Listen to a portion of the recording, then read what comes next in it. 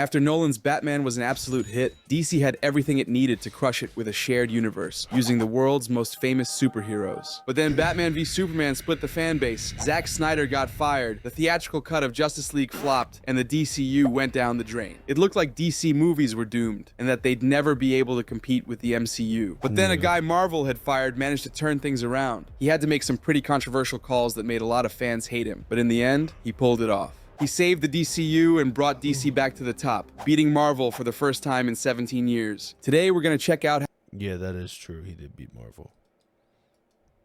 DCU and brought DC back to the top, beating Marvel for the 15 million to 518 million.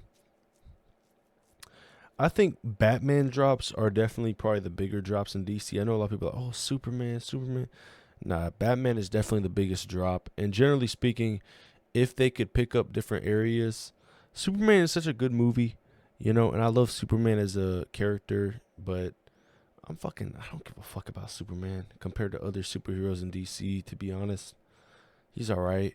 If they could pick up the pace with other superheroes, it definitely would shape the this phase of DC. I just can't wait till they make the Clayface movie because I will watch the fuck out of that. I'll probably watch that a couple of times, probably multiple times a month. I do not care. Clayface is one of my favorite villains of all time.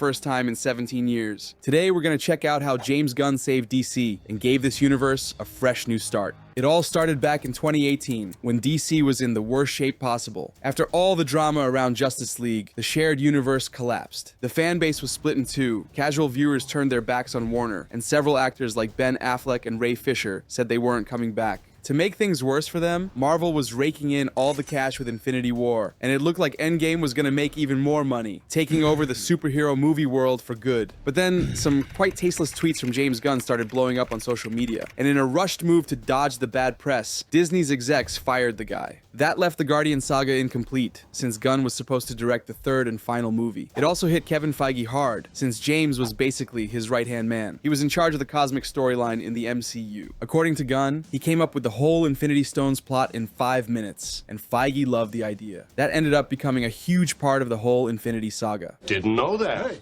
Toby Emmerich. That is insane. I had no idea that was a part of that at all. That is dumb as fuck that he basically created the ending of fucking Avengers and the Marvel Universe before they, hop into a new phase. And they just like, we're going to get rid of you because of some tweets. Dumb decision.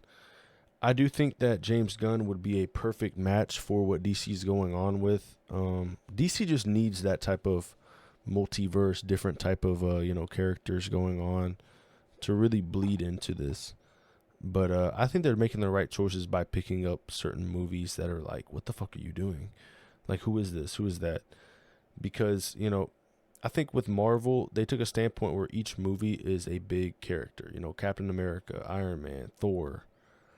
They didn't hop into Spider-Man until later on, but they had multiple movies there, and then they Avengers. Then they started throwing in new characters in there and shit, like Black Panther. I forgot what other movies they had laying around, but I think DC could really take a step in. They have the characters to do it. I mean, everyone knows who the fucking Flash is. Everyone knows who Wonder Woman, Green Lantern, Batman, Superman. They all know who that is. They just have to make a statement with those characters. One of Warner's execs, saw an opportunity and swooped in to snatch up Gunn. He offered him a Superman movie to relaunch the franchise. But Gunn felt like that was too much pressure, because the Superman situation was too messy. At that time, no one knew if Cavill was still going to be Superman, or if Warner was planning to recast him. It also wasn't clear what the long-term plan was for the whole universe, since there was still a tiny little chance Snyder might come back to finish his version of Justice League. Knowing he'd be walking into a huge controversy for no reason, Gunn chose to go with something less intense that didn't decide the future of the entire universe. So he made a sequel to the Suicide Squad. It was a weird move, since the group was in a terrible spot after the 2016 film. But Gunn believed he could make a bunch of misfits likable, since he'd already done it with the Guardians. His goal wasn't to revive the whole universe, just to get people to enjoy a DC movie again, which was already a big deal. Plus, he had to clean up the image of those characters, and bring the Suicide Squad brand back to life after it had been buried by the previous film. During production, Marvel brought Gunn back for Guardians 3, but by then, he was already locked in with DC, and that decision would go on to change superhero movies for good. Because of the pandemic, we had to wait until 2021 to see Gunn's movie, which ended up being really well received. It got better reviews from both critics and fans than the previous version. The action scenes were awesome, it fully embraced the wild comic book vibe, and it even had a few tearjerker moments. This movie let Gunn pull off some of the same tricks he used in Guardians, like talking animals, dudes with daddy issues, and retro music montages. But since Warner gave him total creative freedom, he went way further than he ever could have under Disney. He killed off major characters, made edgy jokes, and packed the screen with tons of violence. But sadly for Gunn, the movie bombed at the box office. It only made $168 million on a budget of $185 million, making it one of the biggest flops in DC's entire. Oh, that's really bad. Oh my gosh. Because I know there's like a 2.5x that you need to hit, and they didn't do that. Damn. History. Of course, that wasn't really about the quality of the film. People weren't going to theaters because of the pandemic. A lot of cinemas were still shut down around the world, and Warner had the genius idea to do a simultaneous release in theaters and on HBO. That already tanked the box office for Tenet and the Wonder Woman sequel. And surprise, surprise, it hit the Suicide Squad hard too. After that financial flop, it looked like Gunn's time at DC might be over fast. But Warner knew they didn't need to make back the money right away. They'd already been losing money for years because audiences had checked out. But now, they finally had a director who could connect with fans, casual viewers, and critics too. What they needed was for people to fall in love with DC characters again and fix the brand's image. That was something Gunn had already proven he could do, so they gave him another shot. But instead of jumping into something huge, like a Superman or Batman movie, Gunn chose to make a spin-off of The Suicide Squad starring Peacemaker. What? Initially, Gunn wanted to kill off Chris at the end of the movie, but John Cena surprised him with how good he was at dramatic acting. So Gunn decided to keep the character alive and started writing a spin-off series before the movie even hit theaters. After people ended up liking the Suicide Squad, Warner gave the green light to the project, but everyone except the execs thought it was going to be an even bigger flop than the movie. While Marvel was making shows starring Wanda and Loki, characters people already loved and had seen plenty of times on the big screen, Gunn decided to tell a solo story about a character people hated and had only just met like 5 minutes ago. Best case scenario, people would think he was just a cheap knockoff of the Punisher. Worst case, no one would even bother watching the show. But Gunn ended up shocking everyone with a series that was even more irreverent than the movie, had the HBO Max quality stamp, and gave the character a ton of depth. In just a few episodes, he managed to humanize Peacemaker and make us actually feel for him and his childhood trauma. What seemed like the biggest mistake of Gunn's career turned into a total win. Sure, Peacemaker didn't break any viewership records at the start, and it got beat by Miss Marvel. But word of mouth was so strong that the season finale had 44% more viewers than the premiere. Peacemaker wasn't a joke anymore. Peacemaker. What a joke. Gunn showed that he could make people fall in love with even the most unlikable character out there. He didn't stick to the MCU's family-friendly tone, and he didn't go full dark like the Snyderverse either. Plus, he raised the bar for DC's TV projects. I know a bunch of people really liked the Arrowverse shows back in the day, but let's be real, those shows were full of filler, had super low budgets, and felt more like soap operas than superhero adventures, mostly because they were made by CW. Peacemaker proved that DC shows made for HBO Max could be just as good as the movies, and that they could pull in big ratings too, which meant they could also have way bigger budgets. Without Peacemaker, we never would have gotten the Penguin. In April 2022, the merger between Warner and Discovery was finalized, which put David Zaslav in charge as CEO of the company. This move was a big deal because Zaslav kicked off a major restructuring. He created DC Studios as a brand new, unified division, with James Gunn and Peter Safran as co-chairmen and CEOs. Gunn had already proven himself as a talented creative, and Safran had been a producer at Warner for years, so both were trusted. This gave them a single, shared creative and strategic vision for all DC movies, shows, and video games, something that had never been done before. Zaslav understood that they couldn't repeat Marvel's mistakes, especially since Kevin Feige is always drowning in work. That's why Gunn's role is more about being the creative force, while Safran takes care of the complicated business side of things. But learn. This was a solid step in the right direction, but there were still tons of questions, like what was going to happen with the Snyderverse, what they'd do with the already cast actors, or when we'd finally see Superman again. To make things worse, while DC Studios was still getting off the ground, The Rock used that power vacuum to convince Zaslav to bring back Cavill and squeeze him into a cameo in Black Adam. His plan was to gain influence and eventually take Gunn and Safran's spot as head of DC Studios. If he could get Zaslav to greenlight a Black Adam versus... Bro, that's a crazy thing to say, bro. It's like Rock really wants to be the head of DC. Bro, Black Adam is throwing the trash. I'm not gonna lie, Black Adam's like an off-brand Shazam. Nobody gives a fuck about Black Adam, bro. It just doesn't make any sense to me. It's a Superman movie, he'd become one of the DCU's key players, and it would be nearly impossible to push him out. It wasn't until July 2025 that Gunn finally explained how that whole move threw him off, because he had already decided to reboot the entire DC universe with a brand new cast. He knew Cavill wasn't going to be part of it, and he never approved the actor's post announcing his return. To make things as clear as possible, Gunn and Safran sat down with Cavill and explained the plan for the new universe. They let him make a new post saying he wouldn't be coming back as Superman, despite what The Rock had made him promise, and they made sure The Rock never got near DC again. This was the trickiest moment in Gunn's entire career at DC. A big chunk of the fandom turned against him and threw insults in every language imaginable because everyone wanted Cavill back. It had taken Gunn 2 years to build a solid relationship with the audience, and all of that could have gone down the drain in 5 minutes because of a cameo he never even approved. Ah, that's a shame. Then, Gunn announced that he was going to write and direct a new Superman movie called Superman Legacy. This film would have a brand new cast, a new story, and take place in a new universe completely separate from the Snyderverse. Normally, most people would have been cool with this just to see more of Superman, but The Rock's move messed everything up. Seeing that his relationship with the fans could be ruined forever, Gunn uploaded a video. Send something to react to. Pretty funny. Okay, bet I'm gonna react to that. I'm gonna react to it after these couple videos. But I've been really thinking about what I'm going to play after Cyberpunk, because I know that Cyberpunk might not be... It reminds me of Spider-Man, where it's like a straight-on... Like, once I'm done with the mission, it's like, what am I going to do? I'm thinking about doing Fallout New Vegas again, because I don't think I ever played through with you watching. I haven't played it with this quality before. Oh, shit. That's what I'm looking forward to next, is probably Fallout New Vegas after Cyberpunk. That's going to be crazy. I think about calling this season 2. I think when I replay a game, that's the thing with Fallout New Vegas, Fallout 3, is that I just love the game too much to not replay it. Like, I'm not going to lie, like I sort of need a season 2, season 3 of me playing it, where I just get more into it. Just a month later, in January 2023, explaining everything, or well, almost everything. He cleared up that the new universe would follow an interconnected story. I think the big thing about this game, too, about this movie, is the fact that the Batman universe with Matt Reeves isn't existent in the DCU. And that just pissed me off, because it's like, why the fuck recreate a Batman? Like, I was thinking, oh, they're recreating a Batman and a Superman? Holy shit, this is it. But then it turns out the Batman movie isn't even recreated. It's like, what? Like, what are you talking about? I understand it, though. You know, Robert Pattinson is like a younger version of Batman, but it's like, come on. Like, we're really gonna, like, put like what 4 different Batmans within the last decade and a half.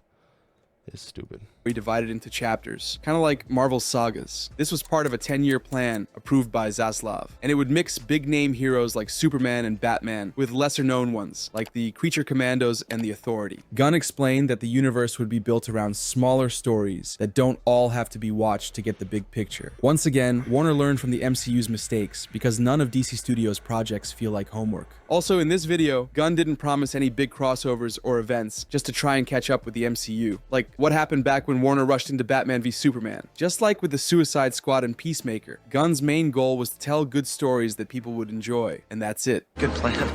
But Gunn also had to deal with the Batman and Joker situation, which weren't part of the main continuity. Remember, by 2023, Warner had already announced the Batman 2, the Penguin, and Joker 2. Some conspiracy theorists were hoping Gunn would merge all these universes into one big storyline. But seeing how successful both franchises had been, he decided to launch the Elseworlds label. This new banner is a streamlined way to label stories that take place outside the main DCU canon. Of course, since Joker 2 flopped in 2024, that franchise faded into oblivion. And ever since 2023, people have been asking for Pattinson to be the DCU's Batman. But this new label makes room for fresh, different, and creative stories that aren't tied down by the main timeline. It's perfect for giving talented creators more freedom. We'll probably see adaptations of Kingdom Come, Red Son, or Dark Knight Returns under this label, but we're gonna have to wait for those. Any other CEO would have just trashed all those franchises to tell their own version of the story, like Feige first tried to do with the Netflix shows. But Gunn got that what Matt Reeves had done was good enough to keep, even if...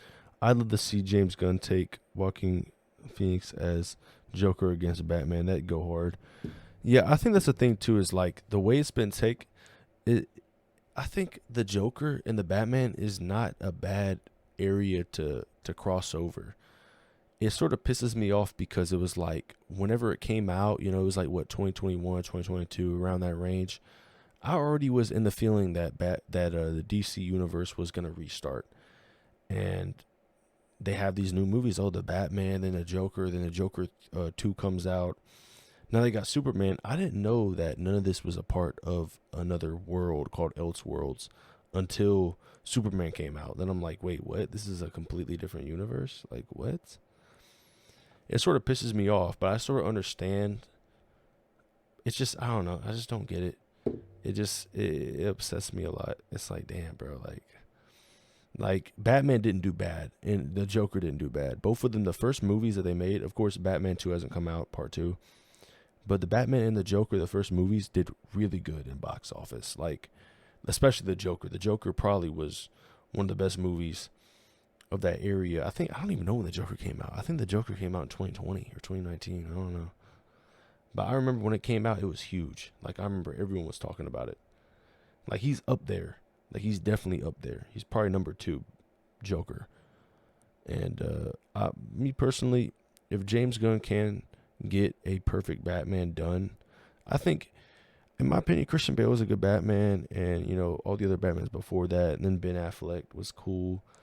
But they just really need to perform a Batman that's like, the dude's got to be big. He's got to be a unit. He's got to be Batman. He can't just be some random dude. You know, he's got to be Batman. He can't just be an average Joe in a fucking Batman suit. Like, it just doesn't work.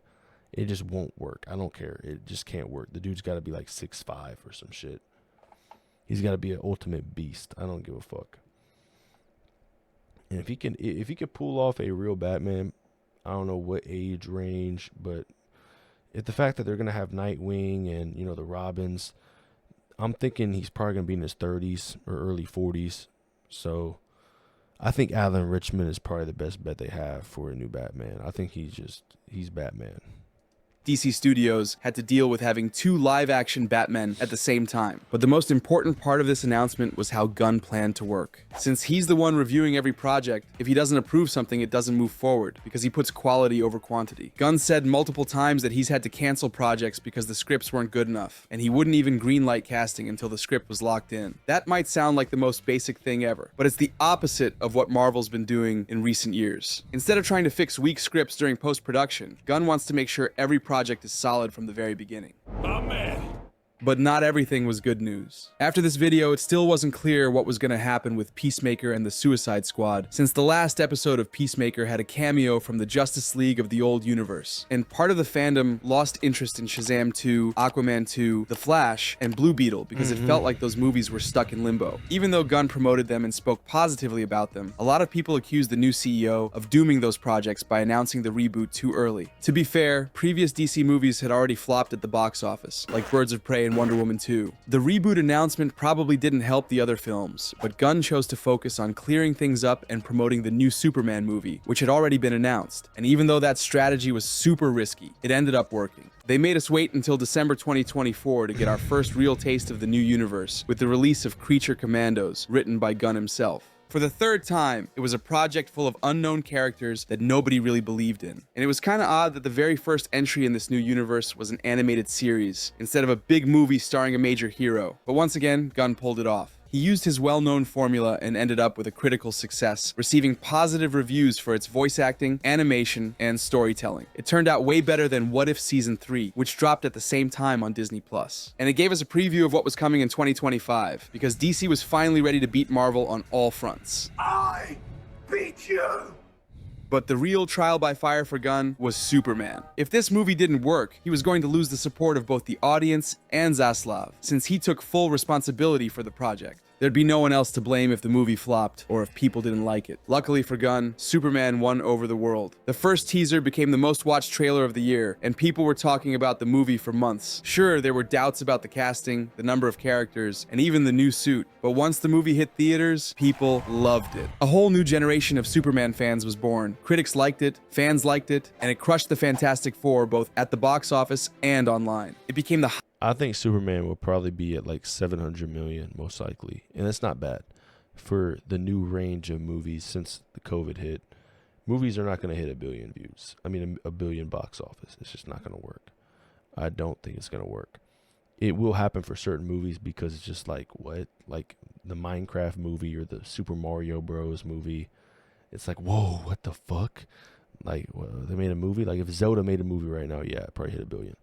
But with movies that are anticipated with a universe surrounded about it, I'm not mad. 615, it's not bad. Was it 2 months? It's not horrible. Of course, back then, $1 billion was sort of like where you want to hit. But, it is what it is. Iron Man 1 didn't hit $1 billion. So, I mean, the first movie of actual real reboot in the DC universe doesn't have to hit $1 billion. It just has to be something that sort of makes a stand in the universe that's in. I really want to see what's going on with the future of it, with Supergirl, Clayface, the Batman movies, the Lanterns. There's a lot of shit that's going to happen over this next until 2030, and I'm looking forward to it. I think next year is a big year for me personally to look at this shit. Next year's a big year for gaming and movies for me personally. Probably more news about Elder Scrolls 6 will come out. The Fallout show will be fully released by 2026.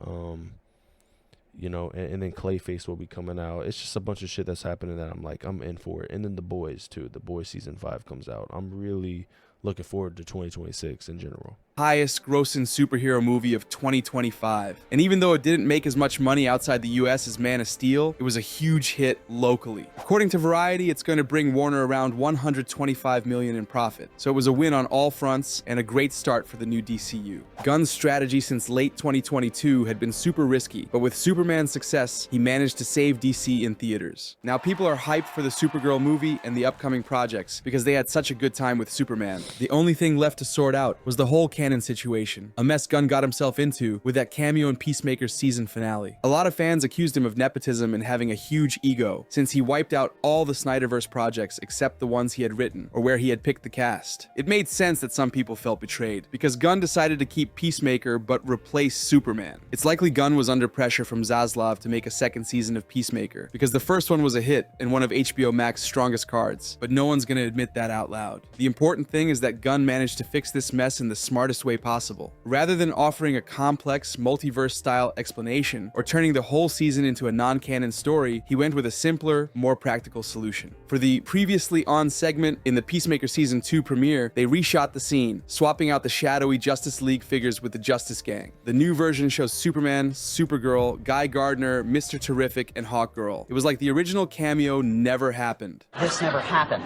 If that wasn't enough, this second season became the highest rated superhero show of all time, with a 99% critic score on Rotten Tomatoes. So Gunn... What?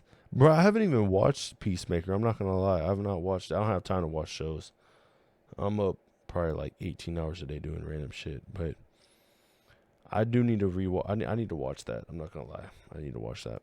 Basically just saved both DC movies and shows. And to keep the hype going and not let the Superman momentum die down, on September 3rd, he announced Man of Tomorrow, a direct sequel to the first movie. The only details we've got so far are that Clark and Lex are going to team up to face a bigger threat, probably Brainiac. I wouldn't be surprised if other characters... This is the big thing for DC too, is the fact they're actually putting in real villains. I'm tired of seeing like, oh my god, Batman and Superman are fighting. Oh my god, look what they gotta do. Like, bro, they're like, come on.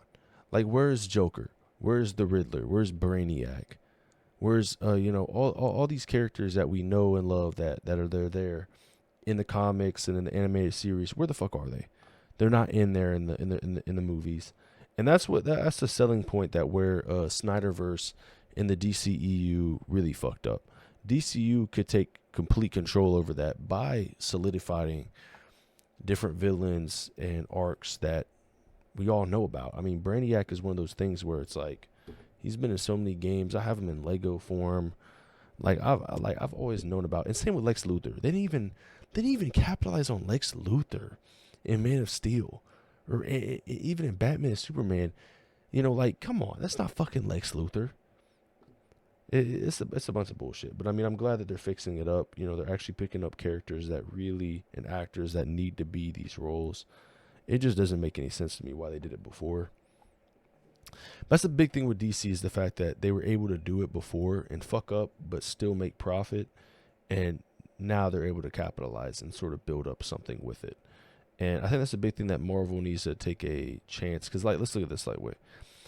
In 10 to 15 years, when Marvel's done and there ain't no Iron Man or ain't no more Captain America, what the fuck are they going to do? You know, like, Spider-Man's their saving grace. That's the one thing. That's all I say is, like, with DC is that it's a 2 to 3 ratio. I mean, 2 to 1 ratio out of 3. Justice League has Batman and Superman, the two of the biggest superheroes in the world. And then Marvel has Spider-Man, someone who's not really an Avenger, but somehow part of it a little bit. So I don't think Marvel is really in the right steps in the future. They have a good universe and they had a good, thing going. But I don't think in the next 10 to 15 years, they could replace what they had, I think DC could replace what they had, and they've done it multiple times. That's why I think DC is actually, somehow, their failure is actually a plus in the bad situation. It's like, oh, well, they fucked up. They still made some profit. Aquaman did good. Justice League was all right. Wonder Woman did good. But they could fuck up their whole universe and somehow build it back up and do perfectly fine.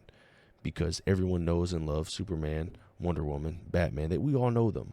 So, like, I didn't know who the fuck Captain America was and Iron Man. I knew a little bit of them. They weren't that big. Let's be real. Before the MCU popped in and was like, yeah, we're going to do that. We're going to do that. Nobody knew who the fuck Captain America was and Iron Man. And Thor was a fucking god in mythology, bro. Or whatever the fuck was Zeus. Like Thor's just something. And Hulk was the one exception. Hulk was the one exception, in my opinion. He was the one that everyone knew basically who he was a little bit.